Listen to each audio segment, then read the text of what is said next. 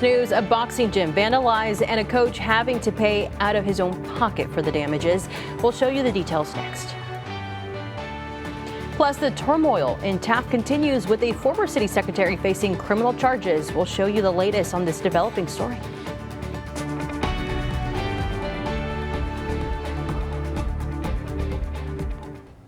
Thank you for joining us. I'm Clara Benitez Cortez. We start with news that broke out of Washington. The White House budget chief confirmed that firings are underway within the federal government. The announcement was made on X. Affected agencies include the Department of Interior, Homeland Security, Treasury, Education, Energy, Housing and Urban Development, and Health and Human Services, as well as the Environmental Protection Agency, according to an administration official. According to the White House spokesperson, the cuts will be substantial. Now, recent surveys show that Americans aren't worried about the shutdown. However, they are worried about the economy.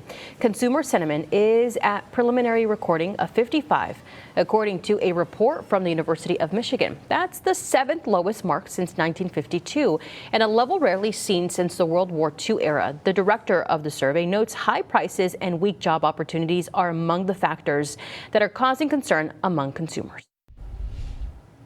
And the Israeli military says the U.S. arranged the ceasefire in Gaza, and it is now in effect. Thousands of displaced Palestinians are now making the trek north to Gaza City as the Israeli military pulls out from agreed-upon areas.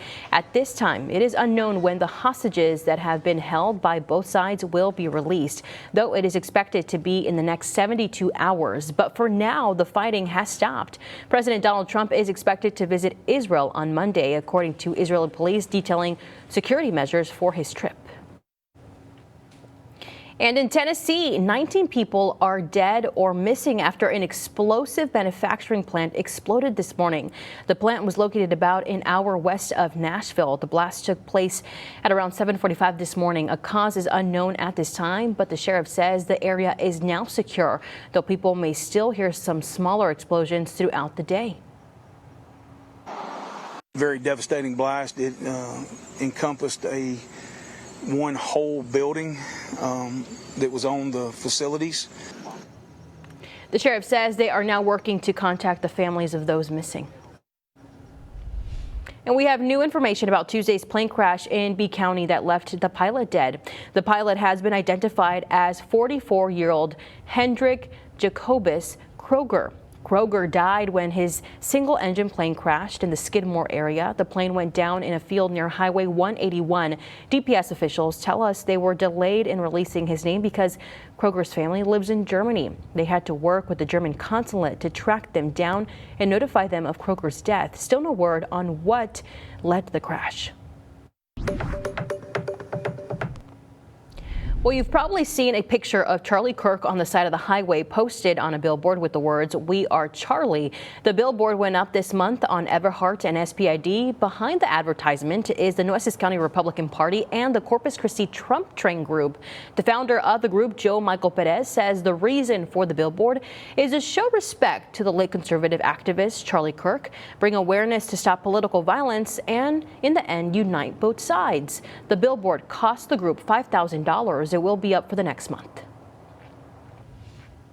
And Turning Point USA, the company founded by Charlie Kirk, is planning to put on its own Super Bowl halftime show next year. The organization, now led by Erica Kirk, is calling the All-American Halftime Show. The event promises to promote faith, family, and freedom. No performances have been announced, but the reason for this is instead of watching Bad Bunny at the halftime performance, you have another option. But in the website, the group does ask people to ask what type of music they would like to hear. This comes after the NFL chose Puerto Rican performer Bad Bunny, who mostly performs in Spanish, to the headline the Super Bowl halftime show. And the Taft City Council has approved a resolution that will provide city funds for the legal defense of its former city secretary. On Wednesday, Chris 6 reported that interim city secretary Jessica Gonzalez is facing criminal charges for failing to respond to a public information request. Last night's vote means the city will pay for Gonzalez's criminal defense. The Taft City attorney noted that the alleged offense was tied to Gonzalez's professional duties. However, the resolution also specifies that Gonzalez would be required to repay all legal expenses if she is found guilty. The resolution passed in a 4-1 vote with Mayor Pro Tem Elida Castillo abstaining. And we've got some other news coming out of Taft. The boil water notice that was issued yesterday has been rescinded. That advisory was issued after a city water tank developed a leak. The city says lab tests show the city's water no longer requires boiling prior to use.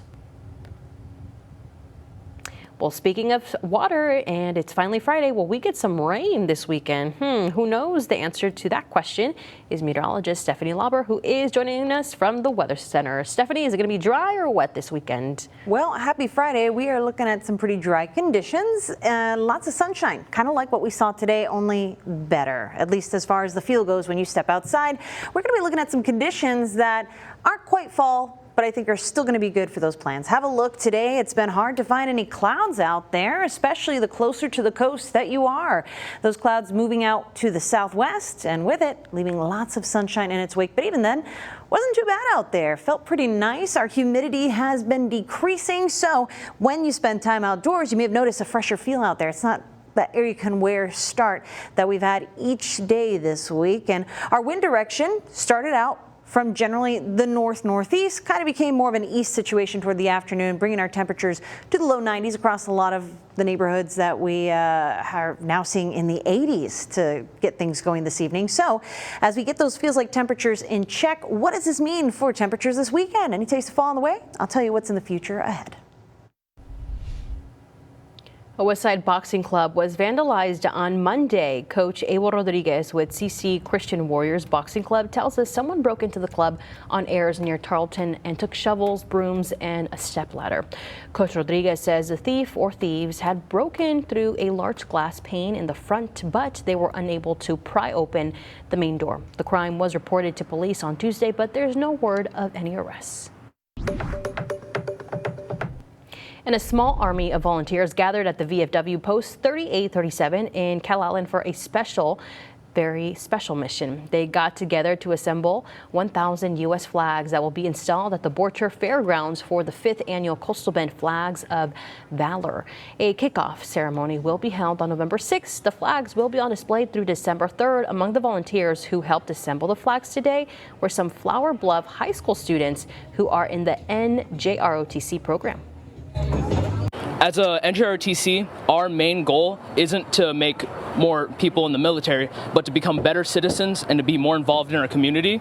So by helping out here with our veterans, our local community service organizations and all that, we're really able to give back to our community properly. So it feels like I can be part of something bigger than myself. Rather than just being in the background, I can be an active part of making my school and my community a better place. Well, all of the flags assembled today will be attached to the rebar at the Borcher Fairgrounds. Volunteers are needed to drive those 1,000 pieces of rebar into the ground. If you'd like to help, just show up to the fairgrounds on Friday, October 24th at 10 a.m. That's when the rebar installation begins. Shaping the future for students. I'm Michaela Chavez on the West Side, sharing how the Coastal Bend is coming together on one big day to help empower our youth. You're watching Chris 6, part of the Scripps News Group.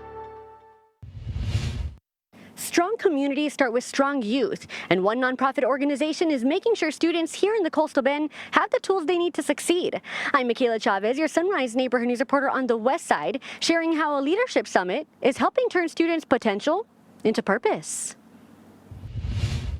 It's really a reverse job fair. As the founder and CEO of Esperanza de Tejas, Brianna Davis is turning the tables. She's putting young people in the driver's seat of their future. Each kid at every table picks what question they want to ask. It's all part of her Amor y Esperanza Leadership Summit, a one-day event to help build skills and confidence for students in grades 7 through 12th. I think about myself growing up and all of the people that I had to rally around me, and that's what they're wanting to do. She founded the nonprofit to help underserved communities. Provide to underrepresented communities access to essential items, resources, educational and workforce opportunities. The summit, in its second year, Davis says, teaches the youth everything from financial literacy to entrepreneurship and even leadership. One other thing she points out, is marketing themselves. Just creates a pathway into conversation, and the organizations that are supporting us, they see that potential, they see that pipeline to future employees, future managers of their companies. I didn't know what I wanted to be. Now I have 3 possible choices what I hope to be. First one's an engineer. Second is a doctor. I want to be an orthodontist. And I wanted to do a realtor on the side. For Davis, she says that's the goal for youth throughout the Coastal Bend. We just want to make sure that kids are finding their niche, because when they're happy in what they're doing, they're going to prosper and they're going to thrive. The event is free for students, and they even each get to leave with a professional outfit to help them look the part. The Amor y Esperanza Leadership Summit is on Saturday, October 18th at the Boys and Girls Club at the Coastal Bend. The summit starts at 8:30 in the morning, and just go ahead and click on christv.com to find out how you can sponsor or register. In downtown, I'm your Sunrise Neighborhood News reporter, Michaela Chavez, Chris 6 News. Well, adding another award to George West Primary, neighborhood news reporter Melissa Trevino was in George West learning about the school's Lone Star Ribbon Cutting recognition and how it impacts its legacy in education. The energy in around George West Primary School and High School has received one of the most prestigious honors in education, the Lone Star Ribbon Award. George West Primary is one of the 28 Texas governor recognized with the inaugural Lone Star Ribbon schools. The award acknowledges outstanding academic performance and progress in closing achievement gaps. George West Primary Principal Marlena Maurer says this is just the beginning. This award is a huge milestone and achievement, but I want this to just be the beginning. I want this momentum to continue. Well, the George West alumni says the work they are building in the whole student department, extra attention given the social and emotional sides of the child. School leaders say they are using the primary's Lone Star Ribbon Award to challenge other campuses in the district. They say the Lone Star Ribbon Award isn't just about test scores, it's about the community. All right, last commute of the week. How are we doing out there? This is the view of SPID pointed toward that crosstown interchange, and there are a lot of folks out on the roadways, but we're moving smoothly. So let's show you where we may have some trouble spots. You won't find it on 37. We're rolling pretty smoothly as we go from where SPID intersects with 37 down to where the crosstown connects. Everybody's doing okay there so far. But where we have the crosstown and SPID interchange, also looking pretty good. A trouble spot we have this evening is going to be along Saratoga. Generally between Weber and Holly is where we have the slowest activity. And if you're taking Staples, you already know the drill. We're fairly slow on Staples between SPID and Saratoga, as well as on Airlines. So pack the patience. I'll have your forecast when we come back.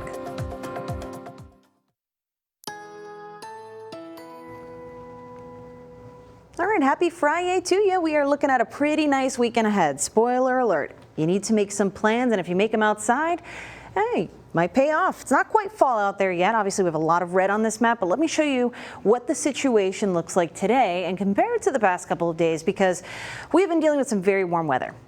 3-5 degrees warmer than what we typically expect doesn't sound that bad, but with the very summer-like humidity that we've been experiencing here lately, it gets old after a while. So a nice change of pace for today that you probably notice, because when you step outside, you can feel the difference. And if you like that difference, I've got good news. There's even better change coming this weekend. So we are looking at feels like temperatures that aren't too far away from the actual air temperature, and that's along the coast, but we're fairly true to temperature for those very inland neighborhoods, even though we're still in those middle 90s, not doing too bad at this hour. But here's what's going on with our humidity. We like to look at this in terms of dew point temperatures because it helps us understand how much water is in the air around us in relation to those temperatures. So generally when we see 70s on the board, that's a little muggy out there. We don't like that, but it makes sense to see those numbers right up on the water. Those coastal neighborhoods, sometimes that just can't be helped. But even there, we've seen improvements. We're right on that border of 70 degrees on the nose, actually, in Port A. But once you get away from the water, a lot of our more inland neighborhoods even seeing 50s, which according to our chart here is pretty comfortable, maybe a little bit on the muggy side. Tomorrow, it's going to feel even nicer. And a lot of this has to do with the literal and figurative winds of change. So we had a very, very, very weak front literally die on our doorstep. So what that didn't bring us a taste of fall, didn't really cool anything down, but it has changed our wind direction, and that at least makes the difference, helps us out. So this morning, you may have noticed we started off with north-northeast winds. Right now, we still have a lot of that east-northeast influence, or maybe a due east wind, and winds are fairly light out there. But going on into the weekend, as you might expect, humidity is going to be looking a lot better. But because we have those onshore winds, you need to be careful. We're still seeing some coastal flooding out along the waterways, and we're actually going to have a chance of rip currents into the weekend. So if this weather invites you out to the coast, just be careful out there. This coastal flooding advisory has been extended until 11 o'clock tomorrow morning for our coastal counties. Now, along with this lower humidity for the weekend, this is a trend that carries into next week too, so we'll be feeling more comfortable. To give you a gauge of what this difference is like, kind of quantify it, we've been hanging out in the very humid range with our dew points in the 70s. We're keeping it under 75, but generally in the 70s. We are taking those dew points down to the low to middle 60s as we head on through the weekend and into next week. So that is going to be feeling great. That's the reason why we really haven't felt too bad today, and that dry air extends several thousands of feet above our heads with high pressure overhead. It's been hard to find any clouds today, and that should remain the case as we head on into the weekend. Unfortunately, it also means we're not really counting on any meaningful rainfall over the next 7 days. Some indications are trying to hint at scattered little sprinkles toward the end of next week, but that's a ways out. We'll keep an eye on it. Over the next 7 days, hope you enjoy some time outside, especially during the morning. It's going to be feeling very, very comfortable. Now, the local events and fun things to do. It's Coastal Bend Weekend with the Hoffmans. Well, if you want a picture-perfect Coastal Bend weekend, look no further. We've got a full list of events happening in your neighborhood. We'll start here in the Bay Area, your happy place for an Oktoberfest celebration. Get ready to raise your steins. Blackbeard's On the Beach is bringing the party to the Coastal Bend with its annual Oktoberfest this Sunday. Enjoy live music, face and pumpkin painting booths, games for the kiddos, a costume contest, prizes, and food and drink specials. It all starts at 5 p.m. and goes on until 9 p.m. The Unitarian Universalist Church of Corpus Christi is getting into the fall spirit with a pumpkin patch. Opening day is this Sunday from 10 a.m. to 7 p.m., and they'll be selling pumpkins all the way through Halloween. Heading over to Robstown, Cotton Fest is back for its 40th year. Get ready for live entertainment, a barbecue cook-off, local vendors, and plenty of family fun. The party starts Saturday at 3 p.m. at the Richard Borchard Regional Fairgrounds. And if you're feeling the ocean breeze, the Port Aransas Fall Kite Fly takes off Saturday, hosted by Fly It Port A Kite Shop. Setup begins at 10 a.m. near Beach Marker 13. Bring a kite or just enjoy the Sky High show, weather permitting, that is.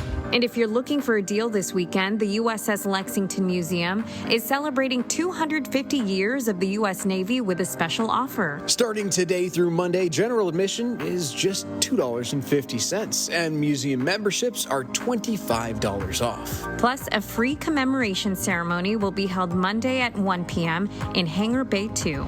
Over at Corpus Christi Museum of Science and History, it's Community Hero Day this Saturday. That means military, teachers, and first responders get in free with ID, and family members get half off. And if you're looking to give back while you get your steps in, the Coast Bend Blood Center's Run for Blood 5K and 10K is happening Saturday morning at 7:30 over at Water's Edge Park.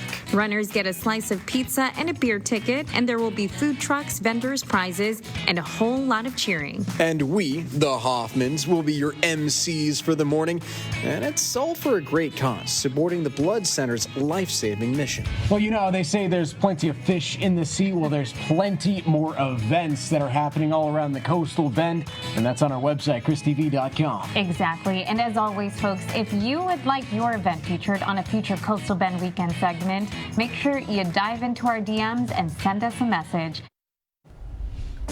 Well, thousands of rubber ducks invaded a small Pennsylvania town over the past few weeks. We'll show you why next. You're watching Chris 6, part of the Scripps News Group. A rubber duck mystery. That's what's taking place for the past couple of weeks in Canonsburg, Pennsylvania, a small town just south of Pittsburgh. According to residents, the ducks just showed up one morning and no one knew where they came from. But now the mystery has been solved. The local candy shop owner started the trend just to have a little fun and bring a smile to people's faces.